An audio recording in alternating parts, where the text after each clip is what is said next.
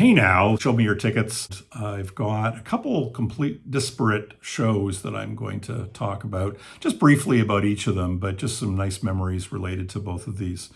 First one, chronologically, was The Beat, or as they were called, the English Beat, at the Concert Hall in Toronto, the Masonic Temple.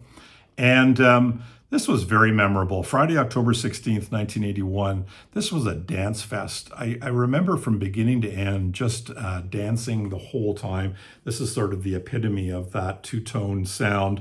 The specials always also got people really worked up, and saw them a few times, and they would get everybody just dancing frenetically. Sometimes things would get almost violent because it would be so much energy exuded, and dancing, just sort of like complete free-for-all dancing and jumping and pogoing and that kind of stuff. But I was so taken with these guys live. I had always enjoyed their albums. The Just Can't Stop It album in particular is so great, but their whole repertoire are really, really good. And the vocal stylings of Dave Wakeling doing most of the lead stuff, and then Ranking Roger doing kind of the toasting and the dancing. He was such a great dancer, and you get the crowd all kind of like worked up, and it was just fabulous. Just loved it. So the English Beat, Concert Hall, October 16th, 1981, a very nice memory. A completely different show, and this was in Vancouver. And this was, I guess, about 4 or 5 years after I moved to Vancouver. And there was a band that somebody had introduced me to that I became quite obsessed with. It was very different than anything I'd really listened to. And that is Sigur Rós. And any of you who know this music, famously the singing and the lyrics are sort of their own. It's not even a language. It's basically sounds.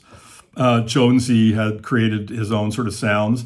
And this, in some ways, is a form of loud, quiet, loud. Maybe quiet, loud, quiet. Their sound would get very quiet, and then it would get quite intense, and then quite quiet. And it's almost orchestrated. There's a beautiful layered kind of quality to it. But this album, I don't know how you pronounce it, Aegis Buran, excellent record.